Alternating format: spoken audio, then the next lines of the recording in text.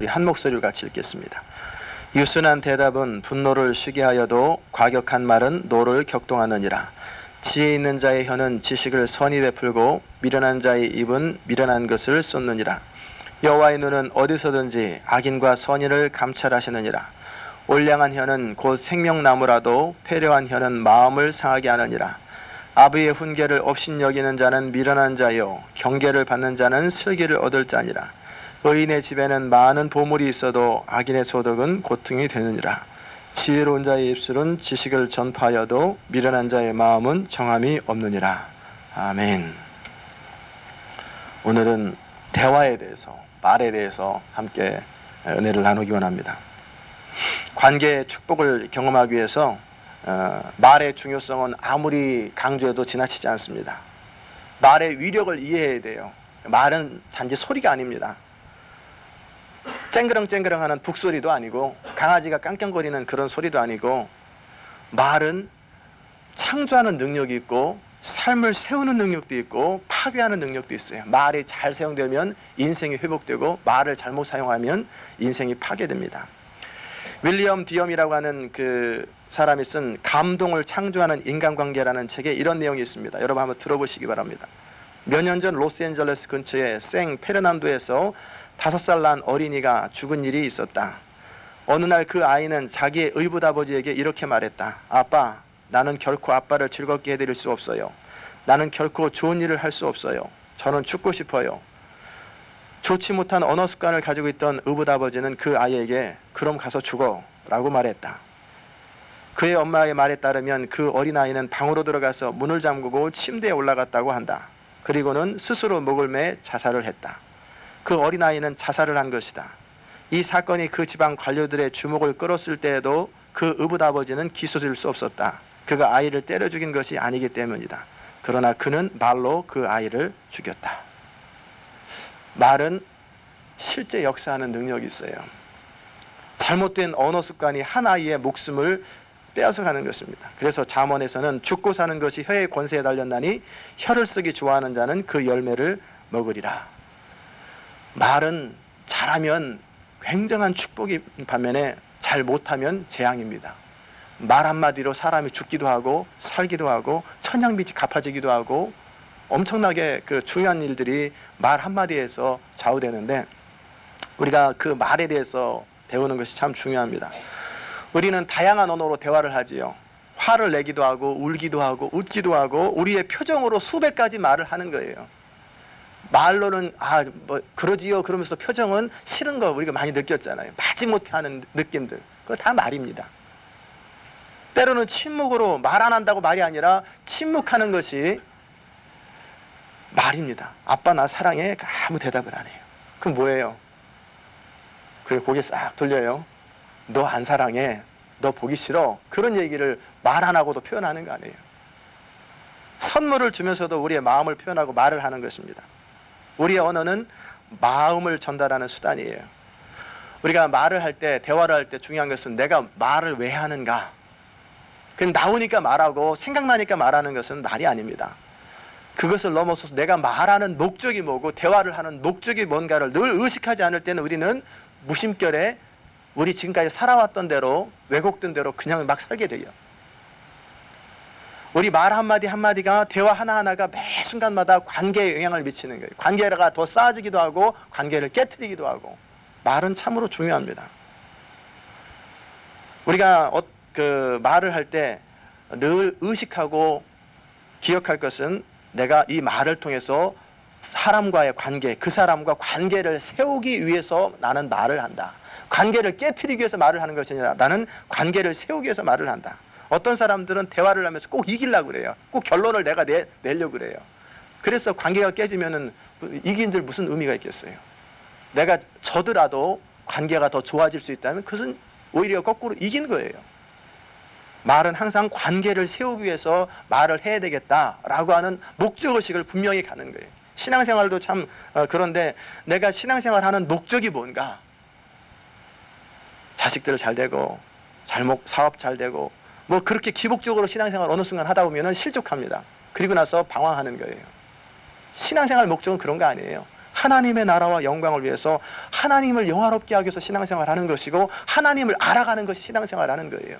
그래서 그분의 그 원하시는 것이 나의 삶을 통해서 이루어져 갈 때 이 모든 건 뭐 우리가 살아가면서 필요한 모든 것을 그냥 저절로 채워지는 것이 그게 본질이 아니에요.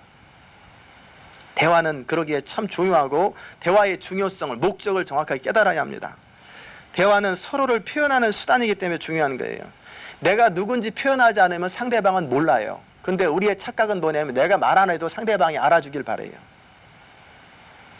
내가 말 안 해도 저 사람이 내 마음을 헤아려 주길 바라는 거예요. 그런데 그렇게 안 될 때는 섭섭해하고 분노하지요. 저 사람은 내 마음을 너무 몰라. 표현하면 돼요. 마음을 모를 때는 내 마음을 표현해. 언제까지? 많이 표현해서 그 사람이 내가 표현하지 않아도 알 만큼 될 때까지 끊임없이 표현하면 돼요. 생일날 저 사람이 나 생일날 기억하나 못하나 이렇게 많이 봤다가 기억 못하면 저녁 때쯤 돼가지고 화를 내버리고 그게 어리석은 거예요. 미리 얘기하세요. 내일이 내 생일이야. 모레가 내 생일이야. 미리 얘기해주고 내가 원하는 건 뭐야. 그렇게 표현을 해주면 참 좋잖아요.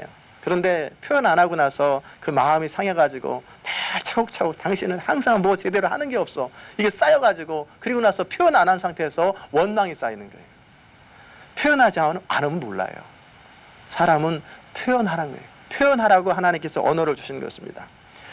우리는 대화를 통해서 우리 내면이 표현되는 거예요. 우리 안에 있는 것이 대화를 통해서 표시되는데 그 대화의 차원 가운데 가장 낮은 차원의 대화는 뭐냐면 다른 사람 얘기하는 거예요. 그 말은 뭐냐면 두 사람이 만나서 애들 얘기하고 두 사람이 만나서 부모님 얘기하고 두 사람이 만나서 교회 얘기하고 두 사람 얘기는 안 해요. 늘 주변 얘기만 하는 것, 이건 대화의 가장 낮은 수준이고 그리고 나면은 그냥 의사만 전달하고 의견만 표현하는 거예요. 그것도 필요하죠. 그런 대화도. 그러나 두 사람에 관한 이야기, 서로에 관한 이야기가 감정이 오고 가야 되는데 늘 주변의 이야기만 해요. 두 번째 대화는 뭐냐면 서로의 감정을 나누는 것. 내가 마음 상한 것, 내가 기쁜 것, 즐거운 것들을 함께 감정이 소통되는 대화가 그 다음 단계 대화고 가장 그래도 깊은 대화는 뭐냐면 서로 속에 있는 하나님을 경험하는 이야기들을 영적인 이야기를 함께 깊이 나눌 수 있는 그래서 더욱 친밀해지는 대화가 중요합니다. 우리는 이 대화를 통해서 우리 내면, 우리 안에 있는 것들이 다 표현되고 함께 나누어지는 그런 관계가 있을 때 풍성해지는 거예요. 그다음에 대화는 왜 중요하냐면 서로의 짐과 기쁨을 나눌 수 있기 때문에 중요합니다. 커뮤니케이션이라고 하는 말은 그 짐을 덜다 그런 뜻이 있대요. 우리가 인생의 대부분의 아픔은 뭐냐면 그 문제 자체보다 사건 자체보다는 그것을 어떻게 해석하고 어떻게 바라보느냐에 따라서 그 더 중요하다고 그랬는데 어떤 똑같은 우리 삶에 벌어지는 일에 대해서 어떻게 해석하느냐 그 하나님의 관점에서 그것을 어떻게 바라보느냐 믿음의 관점에서 바라볼 수 있는 눈이 있다면 그것은 오히려 쉬워져요. 그게 상담이고 그게 그 사람들과 대화지요. 굉장히 힘들어하는 사람들을 만나서 그 힘들어하는 이야기를 들어주고 그 사건을 그 삶의 자리를 하나님의 관점에서 정리해주고 이해해주면 그분은 홀가분해지고 그러면 내가 어떻게 해야 될지 정확하게 내 인생이 보이고 미래가 보이는 거예요. 그러면 그의 인생은 그대로 보이는 대로 가기만 하면 되는데 내가 내 인생이 지금 일어나는 이 사건들이 안 보이니까 그것이 힘든 것이고 잘못 왜곡되게 해석하니까 그것 때문에 힘든 거예요. 제가 요새 중매를 지금 열심히 하고 있는데 제 친구 목사님이 47이에요. 나이가. 근데 아직도 장가를 못 갔어요. 목회를 못 하는 거예요. 장가를 못 가가지고 아무 데도 담임 목사를 안 받아줘요. 그래서 제가 또 한 자매는 67년생 남자는 60년생인데 두 분을 이제 소개하는데 어제도 이제 보면은 서로가 엉뚱한 생각들을 하고 있어요. 서로 대화도 안 하고. 야, 저래가지고 무슨 대화가 이루어지고 어떻게 관계가 될까? 그러면서 여자분 하시는 말씀이 우리가 오죽 답답하면 오죽 한심하면 여태까지 시집장가 못 갔어요. 못 갔겠어요. 그러면서 지금까지 있는 거예요. 그러면서 참 옆에서 보면 답답해요. 그래서 이제 어떻게 얘기를 해야 된다. 이건 이렇게 얘기해야 된다. 중간에 연결을 해주고 그래서 좀 노처녀 노총각들을 좀 장가를 보내려고. 신학교 때 친하게 지냈던 목사님인데 얼마 전에 연락에 신문 보고 전화를 했는데 그 제일 먼저 자기 관심이 장가 갔어요? 아니 못 갔는데 10년 전에만 장가 못 갔는데 지금도 못 갔어요. 그러면서 그 두 분 사이에 일어나는 것이 서로가 서로를 잘못된 관점에서 바라보는 거예요. 그래서 왜 그런가? 뭐 특별히 만난 것도 없는데 서로에 대한 기대, 그리고 저 사람이 이렇게 나이 많은 나 얼마나 한심하게 생각할까? 여태 시집도 못 갔나? 여태 장가도 못 갔나? 그 서로에 대해서 한심하게 생각하겠다라고 생각하면서 서로 망설이고 움츠러들고 서로 표시를 못하고 편지를 서로 못 보내는 거예요. 전화도 서로 못하고. 아, 그렇지 않다. 바로 이 사람 만나려고 그 하나님께서 기다리게 하셨는지 모른다. 그러면서 제가 이제 격려도 하고 위로하는데, 우리의 삶에 일어나는 어떤 사건들을 어떤 관점에서 바라보느냐가 참 중요한데, 대화를 통해서 그 문제가 의외로 객관화되고 쉽게 풀릴 수 있어요. 대화를 잘하면 짐이 절감되고 기쁨이 2배가 됩니다. 또 세 번째, 왜 대화가 중요하냐면 대화를 통해서 우리 인격 치유가 일어나요. 폴 트루니에라고 하는 사람이 인격 치유라고 하는 책에서 어떤 내용을 썼냐면 상대방과 인격적인 대화를 할 때 우리는 우리 자신이 또 상대방이 얼마나 소중한 존재인지를 깨닫게 된다는 이야기를 합니다. 그의 인생이 참 한 사람의 선생님을 만남으로 완전히 달라졌거든요. 그 아버지는 목사님이시고 시인이었어요. 그런데 태어난 지 2달 만에 돌아가셨지요. 어머님은 6살 되던 해에 돌아가셨고, 그래서 사람들에게 늘 격리되고 고아로서 자랐어요. 그리고 스스로 삶을 개척해야 됐고, 사람들에 대해서 두려워했고, 아이들과 어울릴 때도 내가 무슨 말을 해야 되는지 아무 생각이 안 나니까 말을 못하고 혼자만의 세계 속에 살고 있었어요. 많은 사람들을 만났는데 기억에 남는 사람이 하나도 없고 의미 있는 대화를 해본 적이 없는 사람이에요. 그러던 이 사람이 16살 되던 때 한 선생님을 만났는데, 그 선생님이 집으로 초청했어요. 그래서 서재로 들어오는데 책들이 많은데 이 소녀는 어떻게 해야 될지, 왜 불렀는지도 모르고 두려워하고 긴장하고 있어요. 그때 선생님이 뭐라고 말했냐면, 야, 이제 우리 터놓고 얘기하자. 나를 선생님이라고 생각하지 말고 편하게 얘기해라. 우리 둘 다 남자니까 남자 대 남자로 서로 대화하는 거야. 그때서부터 이 아이의 마음이 열리기 시작하고 의미 있는 대화를 하고 나서 무슨 생각을 했냐면, 내가 소중한 존재구나. 나도 인격적인 대우를 받을 수 있고 인격적인 대화를 할 수 있구나라는 생각을 하게 되고, 그리고 그의 인생은 바뀌기 시작한 거예요. 그의 고등학교 시절, 대학교 시절, 그리고 사회생활이 탁월하게 뛰어난 사람으로 바뀌어버렸어요. 그리고 그는 모든 사람에 대해서 다 가능성 있는 존재요, 그리고 얼마든지 무한하게 변할 수 있다라고 하는 사실을 모든 사람에 대해서 긍정하는 사람으로 바뀌었다는 것입니다. 그만큼 대화는 참으로 중요해요. 그것도 의미 있는 대화, 인격적인 대화는 참으로 사람을 살리는 놀라운 역사가 있습니다. 그 대화의 차원은 3차원이 있는데, 먼저 내 자신과 대화가 있고, 하나님과 대화가 있고, 이웃과의 대화가 있어요. 우리는 의식하든 의식하지 못하든 끊임없이 우리는 우리 자신이 스스로 말합니다. 끊임없이 언어로 표현하든지 그냥 생각 안에서 끊임없이 말을 해요. 그런데 잘 한번 들어보세요.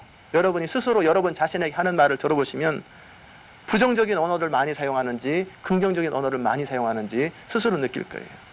에이, 뭐 그렇지, 뭐 내가 하는 게 그래, 왜 나는 이렇게 성격이 이상할까? 저 사람도 나를 안 좋아할 거야. 뭐 이렇게 오늘 잘 될까? 그래, 안 될걸. 혼자 중얼중얼 하면서 온통 부정적인 얘기만 하고 있어요. 그럼 이 사람이 다른 사람을 만나도 그런 영향을 끼칩니다. 그리고 어려워져요.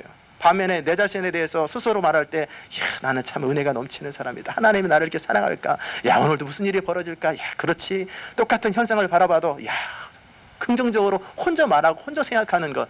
이 원하든 원치 않든 우리는 늘 그렇게 살아가거든요. 수없이 많은 언어들이 우리 하루에 18,000번 이상의 생각들이 스쳐 지나가는데, 끊임없이 말할 때 어떤 언어를 사용하느냐예요. 내 자신과 대화가 어떠느냐. 이 대화의 습관을 바꿔야 돼요. 사람들이 우리를 어떻게 보든, 내가 내 자신을 어떻게 생각하든 그것은 중요한 거 아니에요. 대신에 하나님이 우리에게 뭐라고 말씀해 주시는지 그것을 붙드는 것이 중요한 거예요. 그래서 그렇게 우리의 언어 습관, 우리의 생각하는 사고가 바뀌기 시작하면 우리 인생이 바뀐다는 거예요. 그 다음에 하나님과 대화도 참 중요한데, 하나님과 대화하라고 하니까 그냥 혼자 내 속상한 이야기 하소연하는 것이 대화라고 생각하는데 그것도 필요하지요. 그러나 좀 더 깊은 대화는 하나님의 음성을 듣고 내가 하나님께 표현하고 끊임없이 중얼중얼 하나님과 대화하는 거예요. 그분과 인격적인 교제하는 것, 이게 기도예요. 여러분이 그게 잘 안 되면 질문해 보세요. 간단해요. 하나님 앞에, 하나님 내가 이거 궁금한데요, 말씀해 주세요. 그리고 기다려 보세요. 그럼 하나님이 말씀해 주세요. 그냥 나 혼자 막 말해놓고 하나님 말씀하시려고 그러면 예수님의 이름으로 기도드리옵나이다, 말을 다 끊어버리잖아요. 그러지 마시고 들어보세요. 하나님 말씀하실 때까지 들어보시고 질문해 보시고 삶 속에서 끊임없이 대화를 해보세요. 표현하시고. 그러면 이제 하나님과 이제 대화가 인격적인 대화가 되고, 그러면서 우리는 뭘 배우냐면 그분의 성품을 배워요. 그분의 아름다운 인격을 배우기 시작해요. 그럴 때 우리의 삶은 풍요로워집니다. 하나님과 대화를 잘하는 사람은 사람들의 마음을 잘 움직일 수 있어요.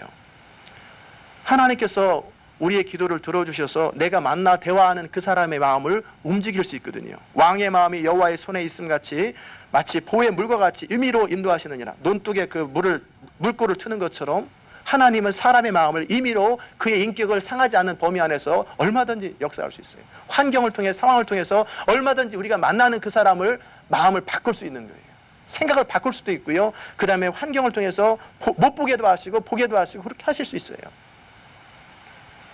에서의 마음을 바꾸셨고 아닥사스다 왕의 마음을 바꿔서 느헤미야로 하여금 성벽을 건축할 수 있도록 하신 분이 하나님이세요. 이 하나님을 인정할 때 우리는 정말 풍성한 만남들을, 놀라운 일들이 우리 삶에 이루어진다는 것입니다. 이렇게 내 자신과 그리고 하나님과의 대화가 원숙해지고 원활해지면 이제 사람들과 관계가 풍성해집니다. 우리는 사람들과 대화를 할 적에 원칙 그리고 목적이 중요한데, 이미 말씀드린 대로 나는 관계를 세우기 위해서 대화를 한다 라고 하는 목적을 가지세요. 나는 이기기 위해서 대화를 하고, 나는 그 사람과 그냥 내가 하고 싶은 마음을 표현하기 위해서가 아니라 관계를 세우려고 하는 목적으로 말을 한다 라고 하는 의식적인 생각을 가져야 돼요. 그 대화의 법칙 가운데 첫 번째는 대화의 목적은 이기는 데 있지 않다, 관계를 세우는 데 있다. 두 번째는 진실이 중요하다는 거예요. 좀 말을 어눌하게 하고 표현하는 기술이 좀 모자라도 그 마음에 진실이 있으면 통하게 되는 거예요. 그리고 세 번째는 상대방의 마음을, 상대방을 깊이 존경하는 마음으로 대하시기 바랍니다. 우리의 문제는 뭐냐면, 이렇게 주변에 존경할 만한 사람이 없고 참 이렇게 괜찮은 사람이 없냐라고 생각하잖아요. 왜 그런지 아세요? 교만해서 그래요. 교만한 사람 주변에 존경할 만한 사람이 없어요. 왜? 내가 교만하니까 아무도 안 보이는 거예요. 내 자신도 별론데 다른 사람도 별로고 다 별로예요. 하나님도 별로고. 그게 내가 그만큼 교만하다는 거예요. 거꾸로 열등의식에 사로잡혀 있다는 거예요. 사람의 언어와 행실과 상관없이 모든 사람을 존경하는 마음을 갖는 거예요. 그 이유가 뭐냐면 하나님이 만드신 사람이기 때문에 존경하고, 예수 그리스도께서 죽어주신 사람이기 때문에 존경하고, 인간 안에는 누구나 가능성이 있어요. 무한한 가능성이, 잠재 능력이 그 안에 있기 때문에 존경하고, 그 다음에 우리가 대화하는 그 사람, 우리가 함부로 하는 그 사람이 누군가에게는 소중한 사람이에요. 우리 흔히 표현하는데 저 사람 낳았을 때 미역국 먹었을까? 다 먹었어요. 그 가족에게는 소중한 사람이에요. 그 사람은 우리가 함부로 여겨도 그 사람은 참으로 그 사람이 아플 때 울어줄 사람이 있단 말이에요. 그만큼 하나님도 마찬가지입니다. 이런 네 가지 마음을 늘 새기고 대화를 시작하는 거예요. 사전 전제를 그 사람을 존경하는 마음을 가지고 대화를 시작할 때 대화가 이루어지는데, 무시하는 마음을 딱 갖고 하면 싸움이 일어나죠. 그다음 네 번째 대화의 원칙은 뭐냐면 상대방을 경청을 통해서 이해하십시오. 말 잘하는 사람보다는요, 잘 들어주는 사람이 좋아하고 존경합니다. 상대방에게 최고의 존경심은 뭐냐면 들어주는 거예요. 들어주면 그것도 그냥 마지못해 딴 생각하면서 듣는 게 아니라 정말 반응을 해주고 들어주면 그의 자존감이 높아지고 기쁨이 일어나고 행복이 일어납니다. 물건을 팔 때도 마찬가지예요. 물건을 자꾸 설득해가지고 팔려고 하는 것보다 그 사람 속상한 얘기, 상한 얘기를 계속 들어주다 보면 그 사람이 미안해지잖아요. 그럼 뭐 해드릴까요? 이거 내가 팔러 왔는데 당신과 대화가 참 좋으네요. 그거 다 사줄게요. 세일즈 잘하는 사람은 잘 들어줘요. 상대방 마음을 다 풀어주면, 그리고 계속해서 관계를 맺어주면 다 하는 거예요. 잘 들어주시기 바랍니다. 어느 할머니와 할아버지가 대화를 하는데 할머니 마음속에 쌓여있는 한들을 그냥 맙시 할아버지가 이틀간인가 3일간인가 계속 들어줬어요. 들어주고 나니까 그 마음의 응어리들이 다 풀리기 시작하고 한이 풀리기 시작하고 그 다음부터 친밀한 관계가 됐다는 이야기를 우리는 나눴습니다. 그 다음에 또 대화를 할 적에 상대방이 사용하는 언어가 무엇인지를 주목하는 거예요. 그 사람이 자주 사용하는 언어가 있거든요. 그 사람이 자주 사용하는 언어는 소중하게 생각하기 때문에 자주 사용하는 거예요. 그러면 그 언어를 이해해주고 언어를 받아주는 거예요. 그러면 그 사람이 자주 사용하는 언어를 내가 사용해주면서 그 사람의 그 마음을 터트려주면 그 사람은 마음이 열립니다. 5번째는 감동을 주는 언어를 개발하는 거예요. 그냥 말하면 되지 무슨 감동까지 줘가면서 말을 하냐. 그렇게 생각할 수 있는데 이제는 우리가 생각을 바꾸는 거예요. 상대방을 내 말을 통해서 감동시켜야 되겠다. 그래서 우리 마음을 그런 마음을 갖고 자꾸 연습하는 거예요. 우리가 종종 기도할 때 보면은 스스로 우리 기도해놓고 우리 말 표현하는 것이 야 하나님 참 감동하시겠다. 스스로 그런 적 없으세요? 그 하나님이 그런 날 감동하시거든요. 그런 것처럼 우리가 다른 사람들을 감동시키는 언어를 연습하는 거예요. 아유 나는 그런 거 못해요. 낯간지러워서 못해요. 못하면 그렇게밖에 못 사는 거예요. 마이웨이처럼. 그러나 우리가 누군가를 감동시키시면 그 사람이 우리 사람이 되는 거예요. 칭찬하는 말, 친절한 말, 부드러운 말, 격려하는 말, 위로하는 말은 사람을 감동 줍니다. 그런 것을 자꾸 개발하는 거예요. 생각하고 의식하는 거예요. 그 다음에 경우에 합당한 말을 사용하는 법을 배우시기 바랍니다.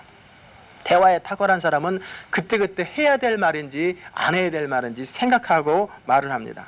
상황에 따라서 무슨 말을 해야 될지 하나님의 지혜를 구하는 거예요. 아무 말이나 막 이 생각 저 생각 난다고 막 얘기해버리면 그 사람이 지루해하는지 지루해하지 않는지 좋아하는지 싫어하는지 그것도 모르고 그냥 막 얘기해버리면 불편해집니다. 우리가 이 대화에 대한 이야기를 다룰 적에 참 부담이 되지요. 오랫동안 그렇게 살아왔던 삶의 습관을 바꾼다는 것은 쉬운 일이 아니에요. 그럼에도 우리는 예수 그리스도의 제자가 되기로 결정한 사람들이에요. 그리스도의 제자가 되기를 원하는 사람들에게 참으로 대화가 중요하다면 대화를 통해서 사람이 살리기도 하고 죽기도 한다면 대화법을 배우는 거예요. 나 혼자 하나님과 관계에서 열심히 있는데 사람들을 다 파괴해버리고 무너뜨려 버린다면 제자가 아니죠. 그래서 이제부터는 배우는 거예요. 이제부터는 내가 말하는 목적이 뭐냐? 관계를 세우기 위해서. 내가 이 말을 통해서 상대방을 감동을 주느냐 안 주느냐 그런 쪽으로 늘 생각하면서 하다 보면 어느 순간 연습되는 거예요. 보다 더 탁월한 대화를 위해서는 성령님을 의지하는 것입니다. 성령님을 의지하다 보면 우리 언어가 자연스럽게 풀리는 것을 경험하게 돼요. 여러분이 매 순간 대화할 때마다 하나님 내가 무슨 말을 해야 될지 제 언어를 주장해 주세요. 제 생각을 주장해 주세요. 그거 한번 또 해보세요. 저도 많이 했는데 입에서 부정적인 말이 하도 잘 나오길래 청년 때 제가 했던 게 뭐냐면 늘 원망, 불평, 부정, 불만 이런 것들이 하도 나오길래 제 입에서 제갈 먹여 주옵소서. 시편 보니까 그 고백이 나오더라고요. 다윗이 내 입을 제갈 먹여달라고. 그래서 제가 무슨 기도했냐면 하나님 내가 쓸데없는 얘기를 하거나 부정적인 얘기를 하거나 원망하는 얘기를 할 때는 제 혀를 깨물게 해주세요. 맨날 혀를 깨물어요. 하루에도 몇 번씩 혀 깨물고 그래도 혀가 그냥 성한 날이 없을 만큼 계속 몇 달을 그러더라고요. 그러면서 어느 순간에 제 언어 습관이 바뀌는 제 자신을 보았어요. 여러분이 부정적인 말을 사용하거나 그런 쓸데없는 말을 하면 허벅지를 한번 꼬집으세요. 정신을 한번 번쩍 차리세요. 내가 쓸데없는 소리를 하는구나. 그렇게 해서라도 우리가 잘못된 왜곡된 그런 언어 습관을 바꾸면 인생이 풀립니다. 저는 말씀을 준비할 때 신방할 때 또 설교를 실제 할 때 성령님을 의지해요. 하나님 내가 무슨 말을 해야 될지 제 언어 제 생각을 다 주관해 주세요. 내가 무슨 말을 해야 될지 주님 지켜주세요. 그럴 때와 그렇지 않을 때는 너무 달라요. 우리의 진정한 스승이 되시는 성령님을 의지할 때 우리는 대화에 탁월한 사람이 됩니다. 대화는 관계를 세우기 위해서 하는 것입니다. 우리의 삶이 그렇게 풍성한 대화를 통해서 풍요로워질 수 있기를 주의 이름으로 축원합니다. 기도하십시다. 하나님 아버지 감사합니다. 우리가 지금까지 몰랐을 때는 우리 생각나는 대로 우리 하고 싶은 대로 말하고 생각할 때가 얼마나 많았는지요. 하나님 그러나 이제는 이제 알았으니 우리가 정말 의미 있는 말, 사람을 세우는 말, 관계를 깊게 하는 그런 언어를 사용할 수 있도록 은총 베풀어 주옵소서. 살리기도 하고 죽이기도 하는 이 말의 권세를 잘 사용함으로 창조적인 인생이 될 수 있도록 은총 베풀어 주옵소서. 하나님, 이제는 우리 자신과의 대화에서, 하나님과의 대화에서 부정적이지 않게 하시고 긍정적이고 창조적이고 풍성하게 하여 주시고, 이웃과의 대화 속에서도 정말 풍성한 대화들이 오갈 수 있게 주님 도와주시고, 정말 합당한 말, 사람의 마음에 감동을 주는 말, 그리고 상대방을 정말 마음으로부터 존경하면서 대화를 시작할 수 있도록 은총 도와여 주셔서 우리의 삶이 풍성해지게 하시고, 우리를 통해서 많은 사람들이 세워지고 소생함을 얻는 그런 놀라운 일이 일어날 수 있도록 은총 도와여 주시옵소서. 감사드리며 예수 그리스도의 귀하신 이름으로 기도드리옵나이다. 아멘.